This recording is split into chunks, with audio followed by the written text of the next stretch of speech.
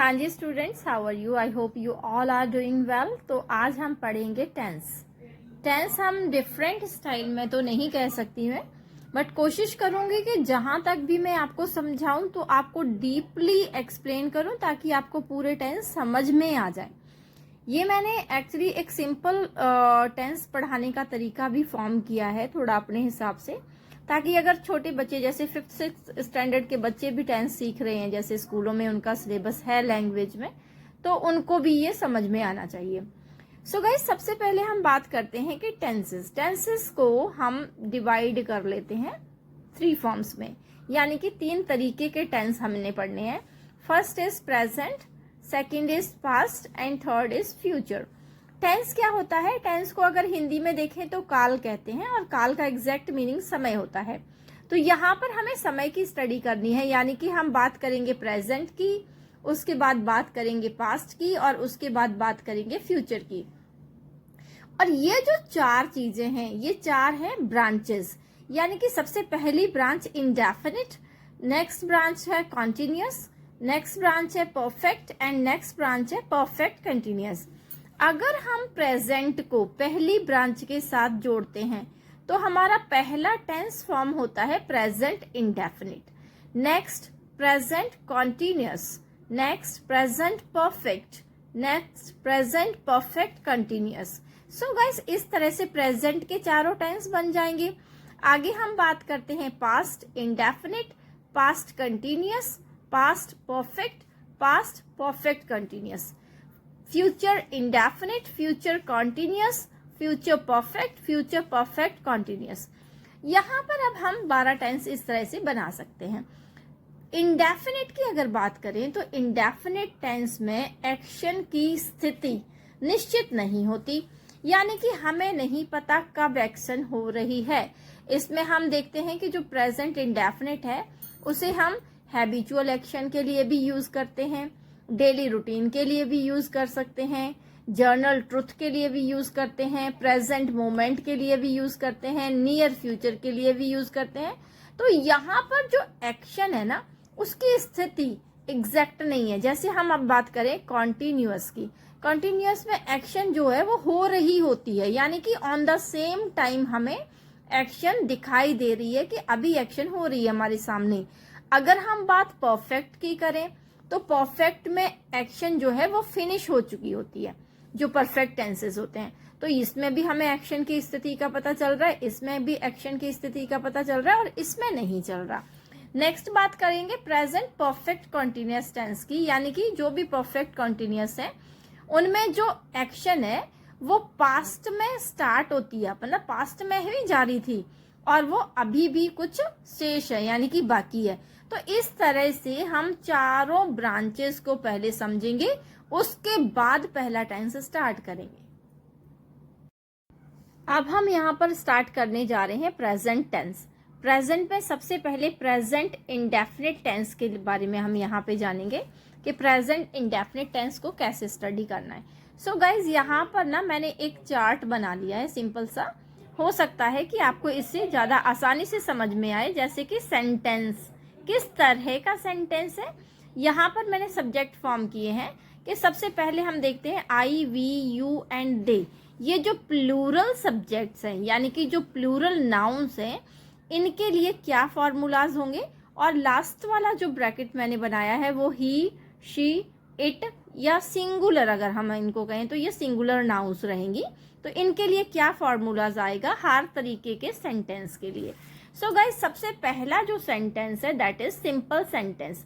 जब हमारा sentence present indefinite tense में सिंपल होगा तो हम इन सब्जेक्ट्स के लिए ये फॉर्मूला लगाएंगे। इन सब्जेक्ट्स को यहाँ पर पुट कर देंगे सब्जेक्ट की जगह पे, वर्ब की सिंपल फॉर्म आएगी फर्स्ट फॉर्म और ऑब्जेक्ट आ जाएगा। बस इन सब्जेक्ट्स के लिए मेनली हम यहाँ पर इन सब्जेक्ट को याद रखेंगे। प्लूरल सब्जेक्ट कौन कौन से हैं? आई, वी, यू, दे, और समटाइम्स प्लूरल यानी कि more than one names. Next अगर बात करते हैं तो singular subjects he, she, it and singular कोई भी, my mother, my sister, my teacher, उनके लिए ये फॉर्मूले काम करेंगे। सिंपल सेंटेंस में क्या करना है हमें? सब्जेक्ट पुट करना है, उसके बाद वर्ब की फर्स्ट फॉर्म पुट करने के बाद एस पुट करना है और ऑब्जेक्ट पुट करना है। अब हम बात करेंगे नेगेटिव सेंटेंसेस की। नेगेटिव सेंटेंस क्या करते हैं, प्लूरल सब्जेक्ट के लिए हम डू नॉट यूज करेंगे, सब्जेक्ट के जस्ट बाद हम डू नॉट रख देंगे, वर्ब की फर्स्ट फॉर्म लगा देंगे। लाइक दैट सिंगुलर सब्जेक्ट में हम सब्जेक्ट के जस्ट बाद डज नॉट लगाएंगे, फिर ऑब्जेक्ट आएगा। आगे बात करते हैं इंटेरोगेटिव सेंटेंसेस की, जिन्हें हम क्वेश्चन भी कहते हैं। तो यहाँ प्लूरल्स के साथ हम उसमें डू सबसे पहले रखेंगे, फिर हम सब्जेक्ट लगाएंगे, फिर वर्ब की फर्स्ट फॉर्म, और कंप्लीट करने के बाद, क्योंकि हो सकता है कि वर्ब की फर्स्ट फॉर्म के बाद कुछ अदर वर्ड्स भी आए, कई बार प्लेस दिया होता है या कई बार कुछ और वर्ड यहाँ पर यूज होते हैं, और लास्ट कैसे करेंगे, क्वेश्चन मार्क के साथ इस सेंटेंस को खत्म करेंगे। ऐसे ही यहाँ पर है सिंगुलर सब्जेक्ट वाला जो हमारा सेंटेंस है वो डज से स्टार्ट होगा, सब्जेक्ट पुट करेंगे, वर्ब की फर्स्ट फॉर्म लगाएंगे और इसको भी लास्ट करेंगे क्वेश्चन टैग के साथ, यानी कि क्वेश्चन मार्क के साथ। तो ये हमारे फार्मूलाज हैं जिन्हें हमें पढ़ना है।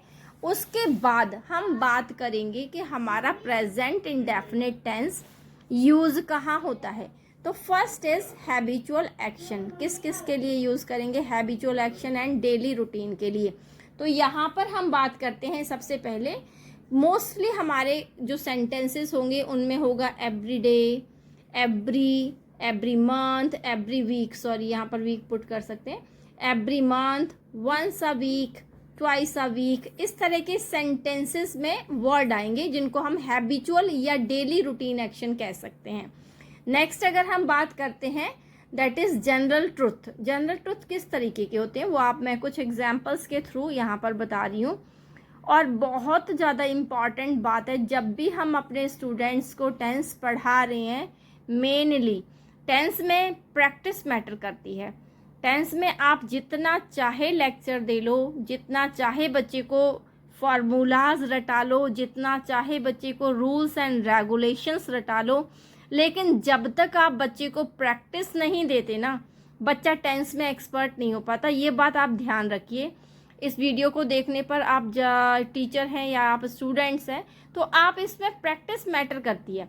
यहाँ पर जैसे जनरल ट्रुथ है, जैसे आप देख सकते हैं Delhi stand on the bank of Yamuna.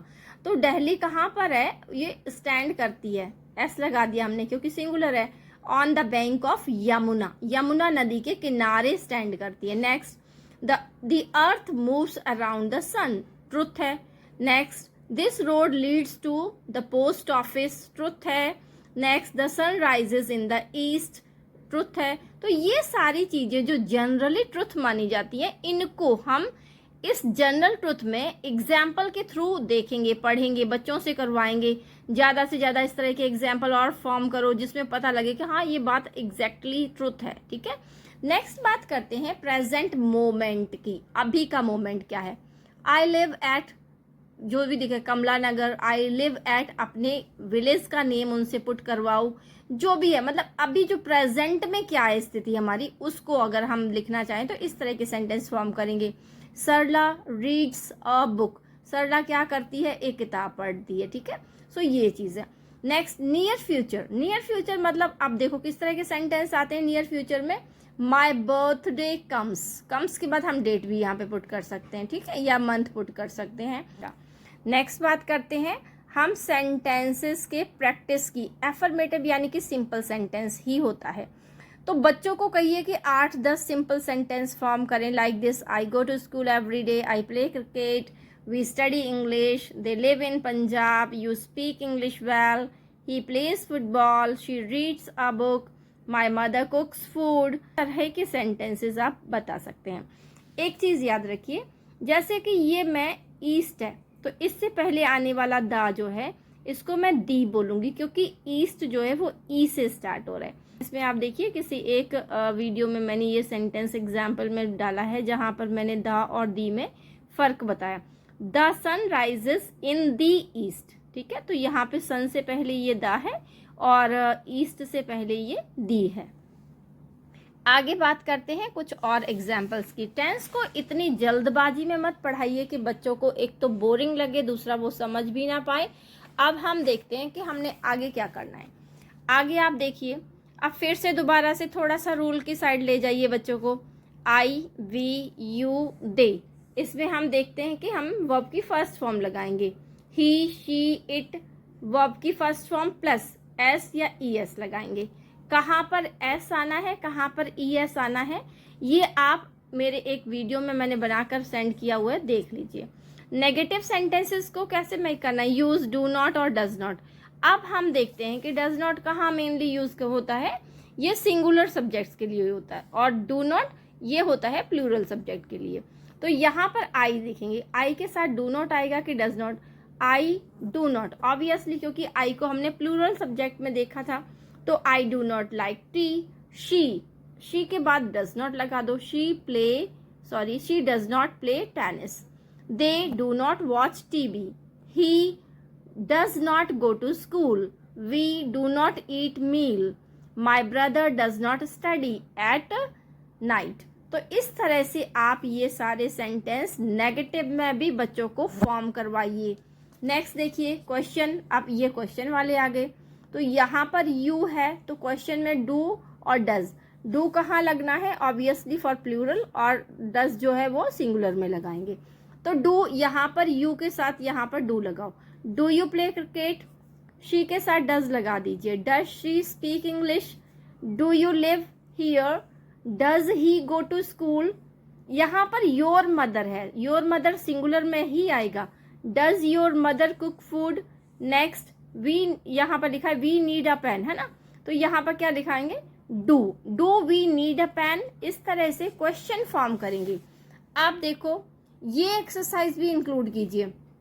यहाँ पर लिखा है put the verb correct form of the verb in the, जो भी लिखा है ये ब्रैकेट। अब ये ब्रैकेट में जो वर्ब्स दी हुई हैं इनका करेक्ट फॉर्म हमें लगाना है। कैसे, ही, आप देखते हैं यहाँ लिखा है टू स्कूल एवरी डे, तो ही के साथ ऑब्वियसली हमें इसको गोज बनाना है। He goes to school every day. I teach English. Next she, यहाँ पर ड्रिंक लिखा है, ड्रिंक, तो यहाँ हम लिखेंगे she drinks milk every morning. They play football.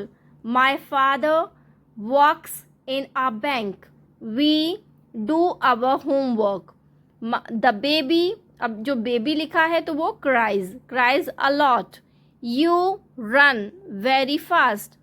अब आगे देखो, अब हिंदी टू इंग्लिश, यानी कि जो सेंटेंसेस आप हिंदी में डाल रहे हैं बच्चों को बोलो कि इनको इंग्लिश में कन्वर्ट करो।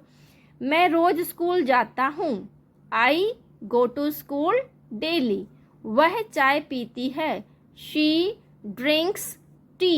इस तरह से आप ये सारी सेंटेंसेस की एक्सरसाइजेस, इतनी एक्सरसाइज से बच्चों को जब हम निकालते हैं तो डेफिनेटली उनको आइडियाज़ आते हैं, उनको रूल एंड रेगुलेशन समझ आते हैं, उनका कॉन्फिडेंस बिल्ड होता है कि हम भी बना रहे हैं, हम भी सेंटेंसेस बना सकते हैं।